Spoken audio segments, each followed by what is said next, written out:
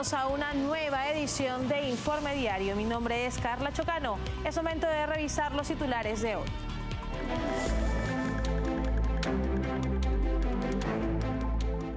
Estados Unidos anunció que Rusia y Ucrania acordaron garantizar la seguridad en el Mar Negro y prohibir ataques a infraestructuras energéticas. El fracaso de la política de paz total de seguridad de Gustavo Petro ha sumido a Colombia en una crisis humanitaria, con más de 695.000 afectados por desplazamientos y restricciones a la movilidad en enero y febrero del 2025. Israel inició una intensa ofensiva contra el liderazgo político del grupo terrorista Hamás en la Franja de Gaza, eliminando en cuestión de días a varios altos mandos del grupo, según reveló un informe del Wall Street Journal. El Tribunal Contencioso Electoral de Ecuador sancionó a la vicepresidenta Verónica Abad con la suspensión de sus derechos políticos durante 2 años, lo que implica que no podrá votar ni ser candidata en ese periodo. Vamos ahora con el desarrollo de la información. Estados Unidos ha mediado acuerdos entre Rusia y Ucrania para garantizar la seguridad en el Mar Negro y prohibir ataques a infraestructuras energéticas. Estas negociaciones también incluyen intercambios de prisioneros y medidas para facilitar las exportaciones agrícolas. Alcanzados en Arabia Saudí, estos pactos buscan disminuir tensiones y promover la estabilidad regional, marcando un posible avance hacia el fin del conflicto. Estados Unidos anunció que llegó a acuerdos separados con Rusia y Ucrania para garantizar una navegación segura en el Mar Negro, eliminando el uso de la fuerza y restringiendo la utilización de buques comerciales con fines militares, gracias a la mediación de Donald Trump. Además, también se estableció el compromiso de prohibir ataques contra instalaciones energéticas en ambos países, con la mediación de terceros para la implementación de estos acuerdos. La iniciativa del Mar Negro fue un acuerdo negociado entre Rusia, Ucrania, Turquía y las Naciones Unidas en julio del 2022, con el objetivo de permitir la exportación segura de granos, alimentos y fertilizantes desde puertos ucranianos a través del Mar Negro, en medio del conflicto con Rusia. Sin embargo, Rusia se retiró de la iniciativa en julio del 2023, argumentando que no se habían cumplido los compromisos en relación con sus exportaciones. Por otro lado, Washington acordó con Kiev el apoyo en la facilitación del intercambio de prisioneros de guerra, la liberación de detenidos civiles y el retorno de niños trasladados forzosamente a Rusia. Mientras tanto, con Moscú, Washington acordó respaldar el acceso ruso a los mercados globales de exportaciones agrícolas y fertilizantes, reducir los costos de los seguros marítimos y mejorar el acceso a sistemas de pago y puertos. El presidente Donald Trump reiteró su exigencia de cesar las muertes en ambos bandos como un paso fundamental hacia una paz duradera. Con este propósito, Estados Unidos continuará mediando en las negociaciones entre Rusia y Ucrania con base en los acuerdos alcanzados en Riad. Y ahora les contamos que en el programa Informe Extra de TV Libertad, el investigador Hugo Hacha señaló que el presidente ruso Vladimir Putin aún no tiene un logro claro que presentar a su base de apoyo como una victoria sobre la invasión contra Ucrania. Hacha destacó que sus objetivos iniciales, como frenar la expansión de la OTAN, fracasaron con la adhesión de Finlandia y Suecia. Además, en lugar de debilitar a Ucrania, el conflicto ha fortalecido el ejército del gobierno de Kiev. Entonces, hay una situación que te quieren ocultar con el tema de la narrativa. Rusia siempre ha querido restablecer esos fueros para demostrar que no es solamente un poder subordinado en sus mitos, en su identidad nacional y en su proyección de poder, a un momento en el cual no proyectaba una influencia absoluta sobre Europa. Y para hacer eso también necesita prevalecer hoy. Por eso es que para Putin es tan importante la doctrina de Dugin, por eso es que para Putin es tan importante el alcanzar una victoria, porque hay algo que también tenemos que recordar. La madre Rusia, como dijera el zar Pedro el Grande, la Santa Madre Rusia no es una madre clemente para con el derrotado. Y aquí es donde también hay un factor en este conflicto. Hasta ahora Putin no tiene algo que pueda llevar a la consideración de su base de apoyo y decir vencimos. Porque fíjate, y con esto te cierro, los objetivos después de descartar el tema de la operación especial mutaron y la narrativa se centró en 3 pilares.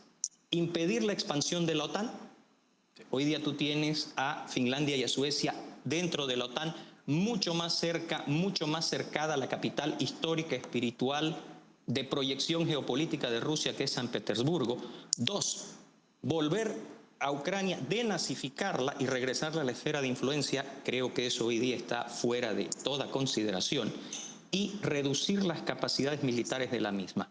Desde donde lo mires hoy, el ejército más numeroso, mejor entrenado y de mejores capacidades en el marco convencional de Europa, hoy día es el ejército ucraniano. Por otro lado, Colombia enfrenta una grave crisis humanitaria bajo el gobierno de Gustavo Petro. En el 2025, más de 695.000 personas han sido desplazadas o confinadas por la violencia, un aumento del 462% respecto al año anterior. En la región del Catatumbo, 80.000 ciudadanos han huido por enfrentamientos entre el Ejército de Liberación Nacional y disidencias de las FARC. Esto demuestra que la estrategia de paz total de Petro ha fracasado. Las políticas de seguridad del presidente Gustavo Petro en Colombia han fracasado rotundamente, sumiendo al país en una crisis humanitaria sin precedentes. En los primeros 2 meses del 2025, más de 695.000 personas fueron afectadas por desplazamientos forzados, confinamientos y restricciones a la movilidad, según la Oficina de Naciones Unidas para la Coordinación de Asuntos Humanitarios. La cifra representa un alarmante aumento del 462% en comparación con el mismo periodo del año anterior, lo que evidencia el deterioro de la seguridad en el país. El departamento de Norte de Santander, específicamente la región del Catatumbo, es el epicentro de esta crisis. Allí, el enfrentamiento entre el Ejército de Liberación Nacional y las disidencias de las FARC obligó a 80.000 personas a abandonar sus hogares, mientras miles más sufren restricciones a la movilidad y carecen de acceso a bienes esenciales. A pesar de las advertencias de los organismos internacionales, el gobierno izquierdista de Petro ha mostrado una preocupante pasividad ante la violencia descontrolada en estas zonas.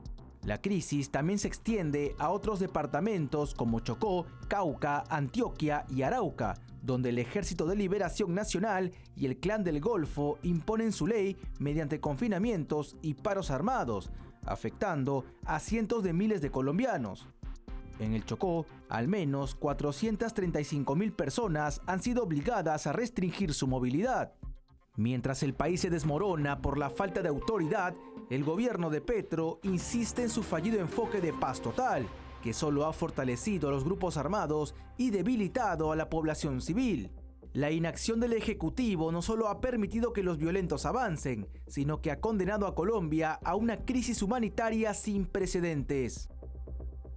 El Tribunal Contencioso Electoral de Ecuador sancionó este lunes a la vicepresidenta Verónica Abad con la suspensión de sus derechos políticos durante 2 años, lo que implica que no podrá votar ni ser candidata en ese periodo. La decisión fue tomada con 3 votos a favor y 2 en contra, en respuesta a una denuncia presentada por la canciller Gabriela Sommerfeld por presunta violencia política de género.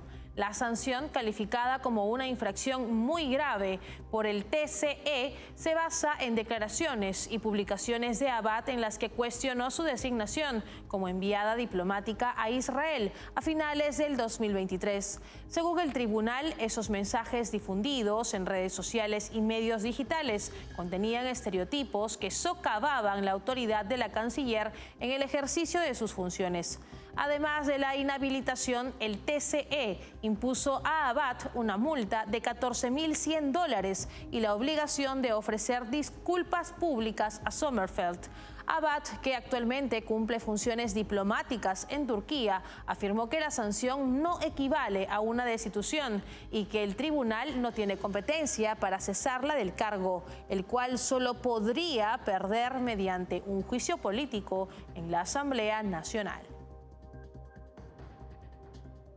Llegó a otras noticias. El secretario de Estado de Estados Unidos, Marco Rubio, anunció este lunes nuevas sanciones y aranceles contra los países y empresas que produzcan, extraigan o exporten petróleo en colaboración con la dictadura de Nicolás Maduro. La medida, que refuerza lo anunciado previamente por el presidente Donald Trump, busca debilitar la industria petrolera venezolana y aumentar la presión sobre el régimen chavista. Trump confirmó la imposición de un arancel secundario del 25% sobre el comercio con cualquier país que compre petróleo o gas venezolano. La medida entrará en vigor el 2 de abril del 2025, fecha que calificó como el Día de la Liberación en Estados Unidos. Este anuncio afectará a empresas como Repsol de España, Eni de Italia y compañías estatales de China, India y Rusia, que han mantenido relaciones energéticas con Venezuela en los últimos años. Trump también vinculó la política energética venezolana con la seguridad nacional de Estados Unidos, acusando a la dictadura de Nicolás Maduro de enviar deliberadamente a miles de criminales a territorio estadounidense. El presidente estadounidense afirmó que entre los grupos criminales involucrados se encuentra el Tren de Aragua, al que calificó como una organización terrorista extranjera. En este contexto, reiteró su intención de deportarlos y advirtió que el gobierno venezolano ha mostrado una actitud hostil hacia Washington. Trump también señaló que la medida será registrada y oficializada y que las agencias como el Departamento de Seguridad Nacional, la Patrulla Fronteriza y otros organismos policiales ya han sido notificados. Con esta información cumplimos con la primera pausa del programa. Regresamos con más enseguida. Café Sombra de Pino, un café diferente que crece a la sombra de pinos en Villarrica. Ya lo saben, Café Sombra de Pino, un café premium al alcance de todos.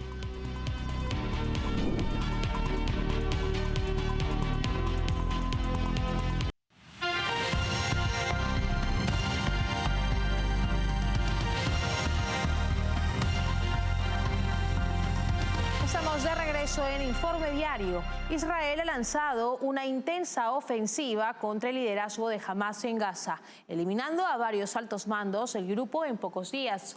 Entre los golpes más significativos se destaca la muerte de Ismail Barhoum, recientemente nombrado primer ministro de facto. Los ataques buscan debilitar la capacidad de Hamás para gobernar el enclave y desestabilizar su jerarquía interna antes de nuevas negociaciones sobre los rehenes israelíes. Israel ha iniciado una ofensiva intensiva contra el liderazgo político del grupo terrorista Hamás en la Franja de Gaza, eliminando en cuestión de días a varios altos mandos del grupo, según reveló un informe del Wall Street Journal. La serie de ataques busca debilitar la capacidad de Hamás para gobernar y mantener el control del enclave. Uno de los golpes más significativos fue la muerte de Ismail Barhoum, quien acaba de asumir el rol de primer ministro de facto tras la eliminación de su predecesor 5 días antes. Barhoum fue alcanzado en un ataque preciso mientras se encontraba en el complejo médico Nasser, en Khan Yunis, un lugar que, según el ejército israelí, era utilizado como refugio y centro de operaciones por los líderes de Hamás. Autoridades palestinas confirmaron también la muerte de un menor de 16 años y varios heridos entre pacientes y personal médico. De acuerdo con el informe del Wall Street Journal, en una sola semana, Israel ha eliminado a al menos 4 altos dirigentes políticos de Hamás, incluidos los viceministros de Justicia e Interior y el jefe de la Agencia de Seguridad Interna del grupo. Además, se han eliminado vehículos utilizados por Hamás para exhibir poder durante la entrega de rehenes. Fuentes de inteligencia israelíes, citadas por el diario, señalan que los ataques se intensificaron tras el fin del último alto el fuego que permitió actualizar los objetivos militares gracias al seguimiento de movimientos públicos de los líderes del grupo y a interrogatorios de combatientes capturados. Esta estrategia, afirman, busca desestabilizar la jerarquía interna del grupo terrorista antes que cualquier nueva negociación sobre los rehenes israelíes aún retenidos. Egipto ha presentado una nueva propuesta para reactivar el acuerdo de alto el fuego en Gaza, tras la reanudación de las operaciones israelíes contra el grupo terrorista Hamás la semana pasada, luego de que se negaran a liberar a los rehenes. Según fuentes de seguridad citadas por la agencia de noticias Reuters, el plan fue entregado a las partes implicadas y cuenta ya con el respaldo de Estados Unidos y de Hamás, pero aún no ha recibido respuesta formal por parte del gobierno israelí. La propuesta egipcia contempla la liberación de 5 rehenes israelíes por semana, mientras que Israel implementaría la segunda fase de la tregua tras los primeros 7 días. Además, el plan incluye un calendario para la liberación de todos los rehenes a cambio de un retiro completo de las fuerzas israelíes de Gaza bajo garantías estadounidenses. La iniciativa surge en medio de una nueva escalada militar tras 2 meses de relativa calma. Israel rompió el alto el fuego alcanzado en enero con una serie de bombardeos y operaciones terrestres tras acusar a Hamás de rearmarse durante la tregua, además de la negativa a la liberación de rehenes. El grupo terrorista también está evaluando las propuestas presentadas por el enviado especial del presidente Donald Trump, Steve Witkoff, en el marco de un esfuerzo más amplio de la Casa Blanca para estabilizar la región. El secretario de Defensa de Filipinas, Gilberto Teodoro, calificó como una gran mentira las reclamaciones chinas en el Mar Meridional y acusó al presidente Xi Jinping de impulsar una política expansionista que viola el derecho internacional. Teodoro advirtió que Manila fortalecerá su postura defensiva y reforzará sus alianzas estratégicas, especialmente con Estados Unidos, para contrarrestar la creciente agresión china en la región. El secretario de Defensa de Filipinas, Gilberto Teodoro, calificó como una gran mentira las reclamaciones de China en el Mar Meridional y acusó al presidente Xi Jinping de socavar la buena voluntad internacional fomentada por sus predecesores. En un discurso desde la provincia de Palawan, Teodoro reafirmó la necesidad de una postura de defensa más fuerte y el fortalecimiento de alianzas con países aliados para hacer frente a la creciente agresión china. China ha instalado una nueva barrera flotante para impedir el acceso de pescadores filipinos a la laguna de Scarborough, en un intento más de consolidar su control ilegal sobre la zona. A pesar de que un tribunal internacional desestimó en el 2016 las reclamaciones de Beijing, el régimen de Xi Jinping ha ignorado el fallo y continúa desafiando el derecho internacional con su política expansionista. Teodoro fue contundente al responsabilizar directamente a Xi y a su círculo de poder en el Partido Comunista Chino por estas acciones abusivas. Filipinas, cada vez más consciente de la amenaza china, ha intensificado su cooperación con aliados estratégicos como Estados Unidos. Este viernes, el secretario de Defensa de Estados Unidos, Pete Hegseth, visitará Manila para discutir medidas conjuntas en respuesta a la creciente militarización china en la región. Con estas acciones, el régimen de Xi Jinping no solo pone en riesgo la estabilidad del sudeste asiático, sino que también desafía el orden internacional con una actitud que lo aísla cada vez más del resto del mundo. Con esta información nos separamos por unos instantes. Regresamos enseguida con lo último. Café Sombra de Pino. Un café diferente que crece a la sombra de pinos en Villarrica. Ya lo saben, Café Sombra de Pino, un café premium al alcance de todos.